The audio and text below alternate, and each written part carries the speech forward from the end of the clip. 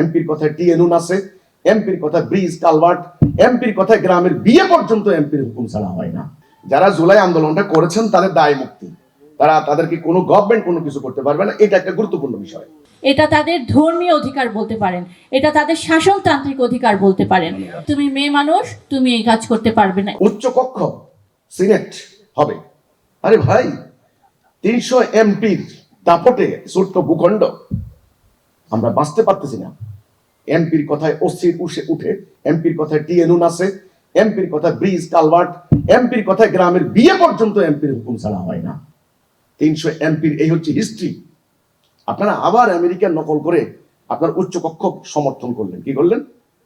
Senate বানালেন, ওই ব্রিটেনের মতো লর্ড সভা। ব্রিটেনের লর্ডদের হিস্ট্রি আজকে এলিট শ্রেণীর কাছে বাংলাদেশ শেষ হয়ে গেছে, বন্ধু এলিটিজম। এখানে সিভিল মিলিটারি ব্যুরোক্রেটিক এলিট, এখানে বিজনেসম্যান যারা আছে এলিট, এখানে পলিটিক্যাল এলিট। এই সংখ্যাটা 10% হবে না। তাদের অগাধ সম্পদের মালিক এরা ক্ষমতার মালিক, এরা কলকারখানা ইন্ডাস্ট্রির মালিক, এরা পত্রিকার মালিক, এদের বিদেশে সেটেল আছে, এদের বাচ্চারা এখানে পড়ে না, এরা পুরো একটা ম্যাটিকুলাস ডিজাইন সকল ক্ষেত্রে করে। এরা এই এলিটিজম ভাঙতে পারবেন না। আপনারা আবার এলিটিজম কায়েম করছেন। এই কথাটা আমি বলেছি যে আমি কিন্তু বেসিক্যালি পলিটিক্যাল সায়েন্সের স্টুডেন্ট। আমি স্টুডেন্ট হিসেবে, ছাত্র হিসেবে, একটা লার্নার্স হিসেবে আমি বলেছি, একটা লার্নার হিসেবে, যে আপনারা বাংলাদেশের বাস্তবতায় আসেন। এখানে এই সিস্টেম আপনারা করলেন কি, আপনারা সিনেট করলেন 100 সদস্য। আচ্ছা, সিনেটের কি নির্বাচন হবে? পিআর পদ্ধতিতে। আচ্ছা, পিআর পদ্ধতিতে নির্বাচন প্রস্তাব করলেন। বিশ্বের কয়টা দেশের মধ্যে পিআর পদ্ধতিতে আছে আপনারা জানেন ভালো করে। এই পলিসি কারা করলো? যারা ধর্মভিত্তিক দলগুলি আছেন ওনাদের হিসাব হলো পার্লামেন্টে গেলে ওনারা তো আসলে গভর্নমেন্ট ফর্ম করতে পারবেন না, ওই সংখ্যা ভোট পাবেন না, কাজেই একটা পার্সেন্টেজ মানে প্রপোর্শনাল আপনার রিপ্রেজেন্টেশন, যেটা আপনারা জানেন, এই আনুপাতিক হারে যদি হয় তাহলে আমরা যদি 3% ভোট পাই তাহলে ভালোই কয়েকটা এমপি পেয়ে যাবো আমরা। 1% ভোট পাইলে 3টা এমপি। ওই হিসাব আপনারা দিলেন। একজন প্রধানমন্ত্রী কয় মেয়াদে থাকবে? 2 মেয়াদের বেশি হবে না। দলের একজন প্রধান, তিনি কি একাধারে দলের প্রধান নাকি সরকার প্রধান? এই যে নিয়মগুলির উপরে আপনারা সংস্কারটা দিলেন, এটার নাম দিলেন জুলাই সনদ।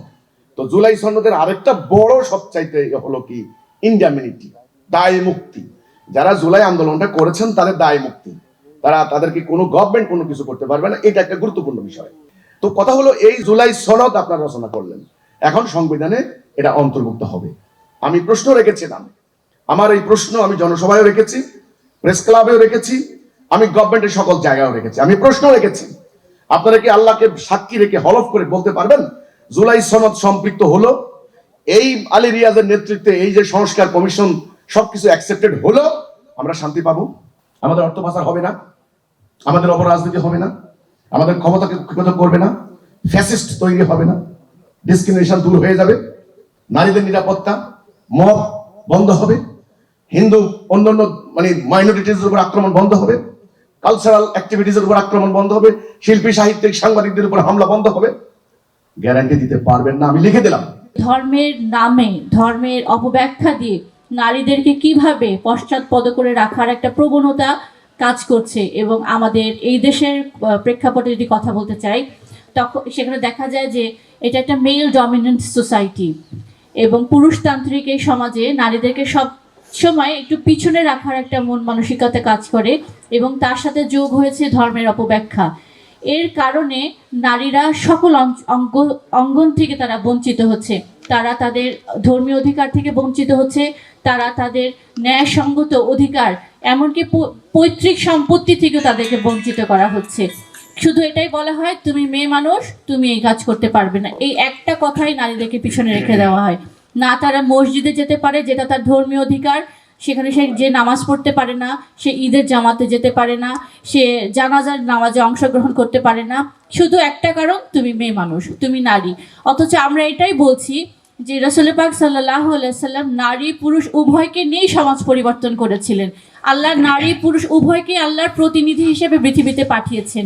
এই সমাজ গঠনের, রাষ্ট্র গঠনে, সমাজ বিনির্মাণে, সমাজকে পরিবর্তন করার ক্ষেত্রে পুরুষের পাশাপাশি নারীদেরকে সমানভাবে ভূমিকা রাখতে হবে। এটা তাদের ধর্মীয় অধিকার বলতে পারেন, এটা তাদের শাসনতান্ত্রিক অধিকার বলতে পারেন। তো এই জায়গাতে আমরা কাজ করছি এবং আমি খুবই আনন্দিত বোধ করছি যে আমাদের এই প্রচারণার কারণে এখন মানুষের মন মানসিকতা কিছু কিছু পরিবর্তন হচ্ছে।